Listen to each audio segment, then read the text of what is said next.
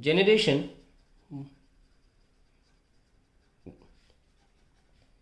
and recombination of electron hole pair। तो देखिए यहाँ से सिलिकॉन का, अभी सिलिकॉन से दिखाया था, दोबारा हम बैलेंस बैंड के थ्रू दिखा रहे हैं। आप लोग अब यूज टू हो गए होंगे। यहाँ सिलिकॉन से उठकर delta E ji which is 1.14 लेकर इलेक्ट्रॉन्स ऊपर जंप मार देते हैं,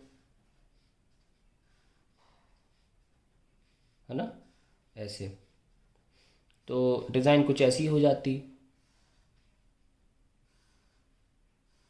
यहाँ पे आपके इलेक्ट्रॉन्स आ गए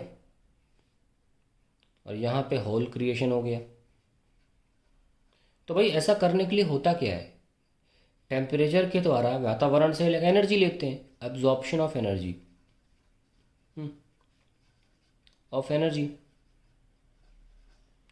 तो इससे तो फिर सेमीकंडक्टर थोड़ा गर्म हो जाना चाहिए, ये सब नो, पर ऐसा होता नहीं है। अब्जॉर्प्शन के बाद रिकॉम्बिनेशन भी होता है, दैट इज ये इलेक्ट्रॉन्स वापस आ जाते हैं। द इलेक्ट्रॉन्स रिटर्न बैक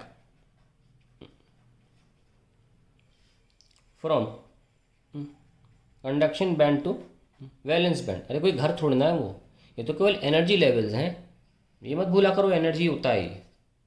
अब हाई एनर्जी तो अनस्टेबल रीजन है ना, तो वो स्टेबिलिटी के लिए वापस आ जाते हैं। The electrons return back from conduction band to valence band and during this process they release energy.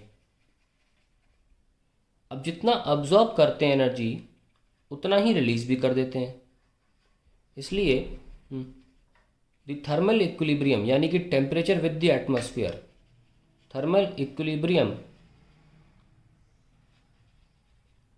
Of the semiconductor is maintained, तभी गर्म नहीं होता।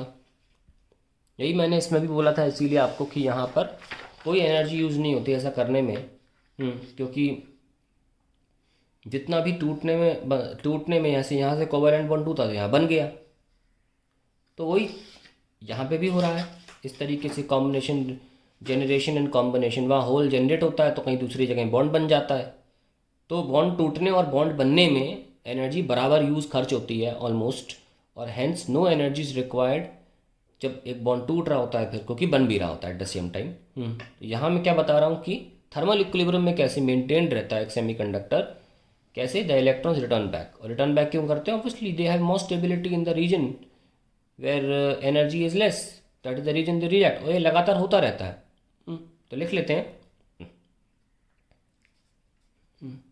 एट अ गिवन टेम्परेचर, ये बात का है, ठीक है, ये मैं फर्स्ट पॉइंट डालते हैं। Second point, at a given temperature due to continuous generation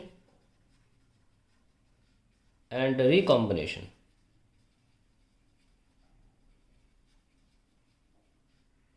of electron hole pairs, the average concentration of electron and holes remain constant. तो ये बढ़ती घटती नहीं है, बहुत ये भी इम्पोर्टेंट पॉइंट है।